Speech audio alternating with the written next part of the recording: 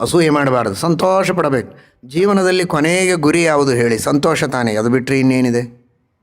ಸುಖಮೇವ ಸದಾ ಮೇ ಸ್ಯಾತ್ ದುಃಖಂ ಅನಾಗಪಿ ಮಾ ಭೂತ್. ಯಾವಾಗಲೂ ನನಗೆ ಸುಖ ಆಗಬೇಕು. ಉದ್ಯೋಗ ಮಾಡೋದು ಯಾಕೆ? ಹಣಕ್ಕಾಗಿ. ಹಣ ಯಾಕೆ? ಕೊನೆಗೆ ಸುಖಕ್ಕಾಗಿ. ತಾನು ಉಣ್ಣುವುದಕ್ಕೆ, ತನ್ನವರಿಗೆ ಕೊಡುವುದಕ್ಕೆ, ತನ್ನವರು ಉಂಡು ನಕ್ಕಾಗ ನೋಡಿ ಸಂತೋಷ ಪಡುವುದಕ್ಕೆ, ತಾನೇ ಉಂಡು ತಿಂದು ಉಟ್ಟು ತೊಟ್ಟು ಸಂತೋಷ ಪಡುವುದಕ್ಕೆ. ಕೊನೆಗೆ ಬರೋದು ಯಾವುದು? ಸಂತೋಷಕ್ಕೆ. ಸಂತೋಷ ಯಾವುದಕ್ಕೆ? ಒಬ್ಬರು ಎದ್ದು ನಿಂತು ಉತ್ತರ ಹೇಳಿ ನೋಡೋಣ. ಸಂತೋಷ ಯಾಕೆ? ಹಣ ಯಾಕೆ? ಉತ್ತರ ಇದೆ. ಊಟ ಯಾಕೆ? ಉತ್ತರ ಇದೆ. ಕೊನೆಯ ಉತ್ತರ ಸಂತೋಷ. ಅದು ಯಾಕೆ? ಉತ್ತರ ಇಲ್ಲ.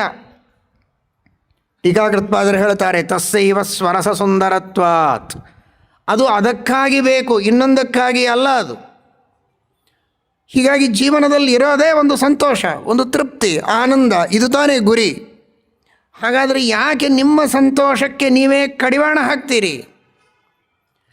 ನಿಮ್ಮ ಮಕ್ಕಳು ಮಾತ್ರ ಅಭಿವೃದ್ಧಿಯನ್ನು ಪಡೆದಾಗ ಸಂತೋಷ, ಪಕ್ಕದ ಮನೆಯ ಮಕ್ಕಳು ವೃದ್ಧಿಯನ್ನು ಪಡೆದರೆ ದುಃಖ. ಯಾಕೆ? ನಿಮ್ಮ ಮಕ್ಕಳು ಪಾಸಾದರೂ ಸಂತೋಷಪಡಿ, ಯಾರ ಮಕ್ಕಳು ಪಾಸಾದರೂ ಸಂತೋಷಪಡಿ. ನಿಮ್ಮ ಸಂತೋಷದ ಭಂಡಾರ ದೊಡ್ಡದಾಯಿತು. ಅವರಿಗೆಲ್ಲ ಲಾಭ, ಲಾಭ ನಿಮಗೆ.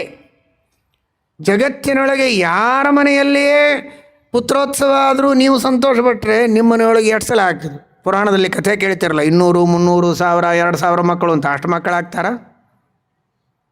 ಹೇಳಿ ನೋಡೋಣ. 1, 2 ಆದರೆ ಹೆಚ್ಚೆಚ್ಚು.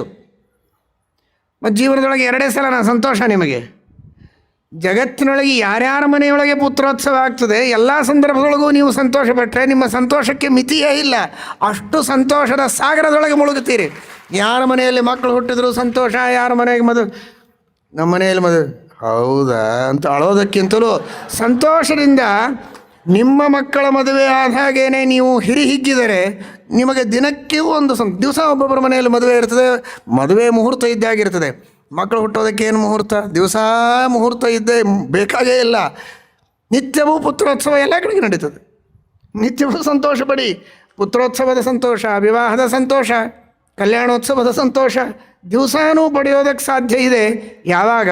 ಅಸೂಯೆ ಇಲ್ಲದಿದ್ದರೆ, ಮಾತ್ಸರ್ಯ ಇಲ್ಲದಿದ್ದರೆ. ಯಾರೋ ಒಬ್ಬ ವಕೀಲ ಸೋತ, ಸಂತೋಷದಿಂದ ನಗನಗತಾ ಹೊರಗೆ ಬಂದಂತೆ. ಇಷ್ಟು ದಿವಸ ಕಷ್ಟಪಟ್ಟು ಒದ್ದಾಡಿ ತಲೆ ಕೆಡಿಸಿಕೊಂಡು ರಾತ್ರಿ ಎಲ್ಲ ನಿದ್ದೆಗೆಟ್ಟು ಆರ್ಗ್ಯುಮೆಂಟ್ ಮಾಡಿ ಕೊನೆಗೆ ಸೋತು ಹೊರಗೆ ಬಂದು, ಮಹಾರಾಯ ನಗತಿಯಲ್ಲ ನೀನು, ಅಳೋದಿಲ್ಲ ಯಾಕೆ ಅಂತ. ಅವನು ಸ್ವಲ್ಪ ಆಧ್ಯಾತ್ಮಿಕ. ಅವನು ಹೇಳಿದ, ನಾನು ಯಾಕೆ ನಗ್ತಾ ಇದ್ದೀನಿ ಅಂದರೆ ಆ ಎದುರು ಪಕ್ಷದವನಿಗೇನೇ ಗೆಲುವಾಗಬೇಕು ಅನ್ನುವುದು ದೇವರ ಇಚ್ಛೆ ಇತ್ತು. ಅದಕ್ಕೆ ತಕ್ಕಂತೆ ಅವನಿಗೆ ಗೆಲುವಾಗಿದೆ. ನಮ್ಮಪ್ಪ ನಮ್ಮ ಸ್ವಾಮಿಯ ಇಚ್ಛೆಗೆ ತಕ್ಕ ಹಾಗೆ ಜಯ ಆಯಿತಲ್ಲ ಅಂತ ನನಗೆ ಸಂತೋಷ ಆಯಿತು. ದೇವರ ಇಚ್ಛೆ ಇದ್ದಿದ್ದಿಲ್ಲ ಅಂದರೆ ಅವನು ಗೆಲ್ತಾ ಇರಲಿಲ್ಲ. ಗೆದ್ದಿದ್ದಾನೆ ಅಂದರೆ ದೇವರ ಇಚ್ಛೆ ಹಾಗೇ ಇದೆ ಅಂತಾಯಿತು. ಏನಿದ್ರೂ ನಾನು ಸಣ್ಣವ, ನಮ್ಮ ಅಪ್ಪ ದೊಡ್ಡವ.